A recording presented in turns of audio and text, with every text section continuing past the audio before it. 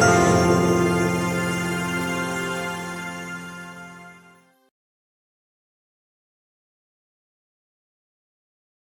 Everyone, जय हिंद। चलिए हम नॉर्मल लोई का सेशन 42 करें और अब हम धीरे धीरे इस बुक के एंड पे आ रहे हैं। तो अभी तक अगर आप रेगुलरली ये कर रहे हैं तो आपका जो वोकैब है वो काफ़ी अच्छा और स्ट्रॉन्ग हो गया होगा, आई होप सो। तो आज के जो हमारे पास वर्ड्स हैं उसको समझने के लिए पहले हम थोड़ा सा समझ लें कि जब हम छोटे बच्चों को कुछ क्रियाएं बोलते हैं कि कुछ काम करो तो हम बहुत इजी से एक्शन के बारे में बात करते हैं, जैसे उठो, बैठो, खाओ, खेलो, पढ़ो एट्सेट्रा। लेकिन जैसे जैसे लोग बड़े होते चले जाते हैं वैसे वैसे अब वो और कॉम्प्लेक्स क्रियाओं को भी समझने लग जाते हैं। अब आज जो हम बात करने जा रहे हैं वो ऐसी ही कुछ कॉम्प्लेक्स क्रियाएं हैं जो बहुत ही एक्शन है, लेकिन वो थोड़ी सिंपल सपाट नहीं, बड़ी जटिल क्रियाएं हैं। तो आज हम बात करेंगे सारे मेन वर्ब के बारे में, एक्शंस के बारे में, और हर सेशन की तरह यहाँ पर भी नए 10 वर्ड्स आएंगे और फिर अगले सेशन में हम इन्हीं में से रूट वर्ड निकाल कर उन पर जो है वर्ड बिल्ड करेंगे। आज सबसे पहले जो हमारे पास वर्ड आया है वो है एनर्वेट। एनर्वेट, एनर्वेट क्रिया है क्योंकि आज हम एक्शन के बारे में ही बात करने जा रहे हैं। एनर्वेट का मतलब होता है थका देना। थका देना, इंग्लिश में इसे हम कहते हैं एग्जॉस्ट। एग्जॉस्ट, किसी को एकदम काम करा करा के थका देना या तपती दोपहरिया में कहीं दूर पैदल जाना, ये सब हमें एनर्वेट कर देता है। थकाना कोई फिजिकली ही नहीं होता। कई बार अगर हम किसी प्रॉब्लम में हैं और उसके बारे में बहुत ज़्यादा हम सोच रहे हैं तो हम मेंटली भी एग्जॉस्ट हो जाते हैं। जैसे कई बार आप कोई सब्जेक्ट पढ़ रहे हो, बहुत लंबे टाइम तक अगर आप पढ़ रहे हैं, फिर अब कुछ नहीं समझ में आ रहा, अब हम हो गए हैं एग्जॉस्ट, दैट इज कॉल्ड एनर्वेट। एनर्वेट। अच्छा, अगर कोई चीज़ हमें थका देती है तो इसका जो ऑपोजिट वर्ड होगा वो कैन यू टेल मी? अगर हम काम करें तो दैट इज रिफ्रेश। रिफ्रेश कर देना। मान लीजिए आपने बहुत गर्मी में बहुत सारा काम किया तो बहुत थक गए, लेकिन अगर कोई 1 गिलास 2 गिलास ठंडा ठंडा जूस या पानी पिला दे तो फिर जान आ जाती है। That is called refresh. Refresh कर देना। सो एनर्वेट का साइनोनिम वर्ड हुआ एग्जॉस्ट, थका देना, और रिफ्रेश कर देना दैट इज एकदम ताजा कर देना या फ्रेश कर देना। अगला जो वर्ड है हमारे पास, क्योंकि आज हम क्रियाओं के बारे में ही बात कर रहे हैं, कास्टिगेट। कास्टिगेट का मतलब होता है आलोचना करना, लेकिन तीखी आलोचना करना, क्रिटिसाइज। भाई जब हम आलोचना भी करते हैं तो बहुत अलग अलग तरह की आलोचनाएं होती हैं।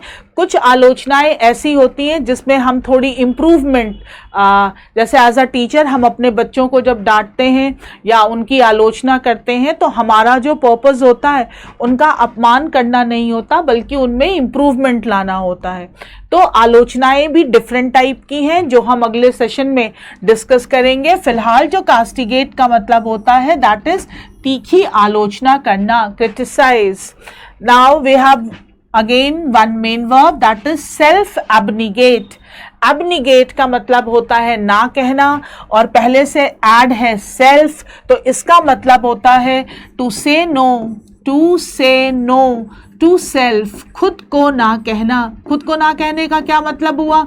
मतलब ये कि अगर आपका कुछ मन करे कि भाई मुझे ये करना है, लेकिन फिर आप खुद को मना करें नहीं। जैसे जो कई लोग थोड़े से फैटी साइड पे होते हैं, उनका अगर मन करता है कि मीठा खाएं या कुछ और तला भुना खाएं, तो फिर वो अपने मन को समझाते हैं, कहते हैं नहीं भाई ये नहीं खाना है। तो वो क्या कर रहे हैं? सेल्फ एब्निगेटिंग। सेल्फ एब्निगेटिंग, खुद को किसी चीज़ के लिए ना कहना।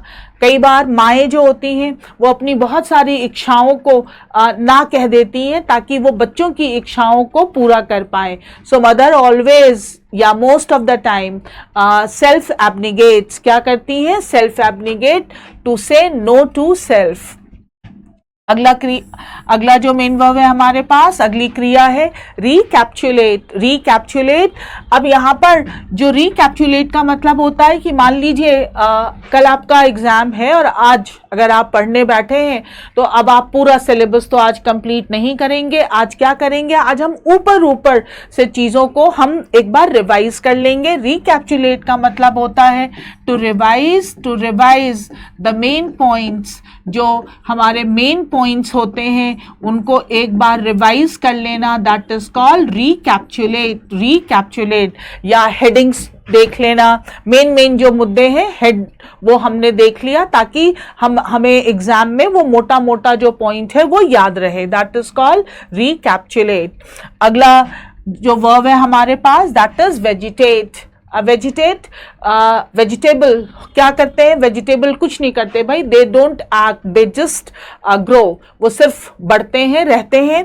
वेजिटेट होने का मतलब होता है टू स्टैग्नेट। टू स्टैग्नेट, कई बार तो हमारी मजबूरी होती है कि कई लोग वृद्धावस्था में जो है वो स्टैग्नेट कर जाते हैं और उनकी बॉडी अब कोई एक्शन नहीं कर पाती है। स्टैग्नेट, टू स्टैग्नेट, फिजिकली या मेंटली इस एक स्थिरता आ जाना, दैट इज कॉल्ड वेजिटेट। अब ना दिमाग कुछ नया सोच पाता है ना शरीर कुछ कर पाता है, तो एक ऐसी कंडीशन आ जाना, that is called vegetate. To stagnate, to stagnate, एक ठहराव सा आ जाना। देखिए जो स्टेबिलिटी होती है, स्टेबिलिटी दैट इज ऑल्सो स्थिरता, लेकिन स्टेबिलिटी एक डिफरेंट चीज है। स्टेबिलिटी का मतलब होता है व्यक्तित्व में या परिस्थितियों में एक निश्चिंतता, एक स्टेबिलिटी होना, लेकिन जब हम स्टैग्नेट की बात करते हैं तो विकास का रुक जाना, अब आगे कुछ हो ही नहीं रहा है, दैट इज कॉल्ड स्टैग्नेट और that is called vegetate. Vegetate, एक स्थूलता सी आ जाना, अब कोई प्रोग्रेस नहीं हो रही है, उसे हम कहते हैं स्टैग्नेट।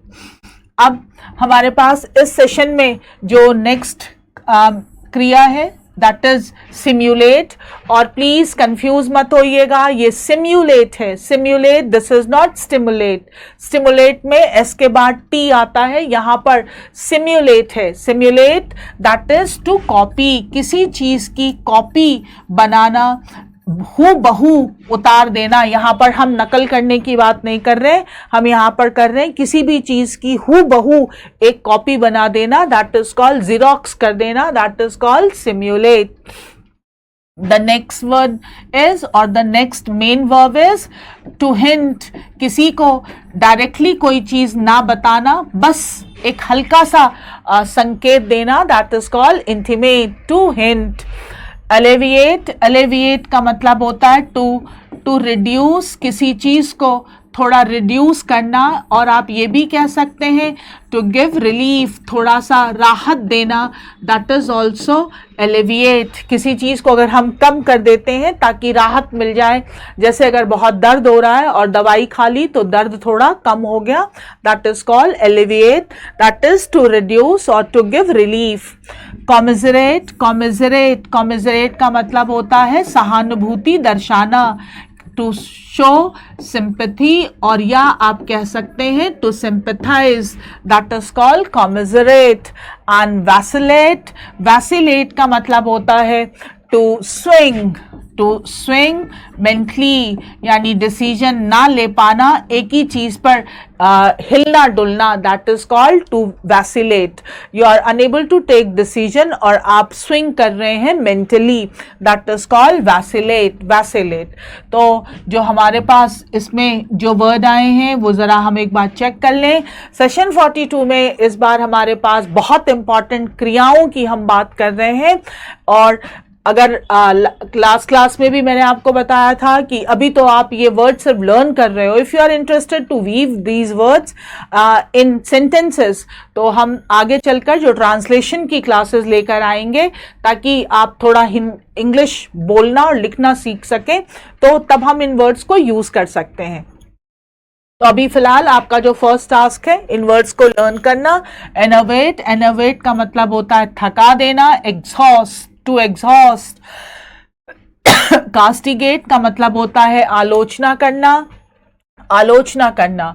सेल्फ एब्निगेट, खुद को ना कहना, to say no to self, recapitulate, to revise the main points, main मुद्दों को दोहरा लेना, और वेजिटेट, वेजिटेट का मतलब होता है टू स्टैग्नेट, विकास का रुक जाना, अब आगे कोई विकास ही ना होना, that is called to stagnate.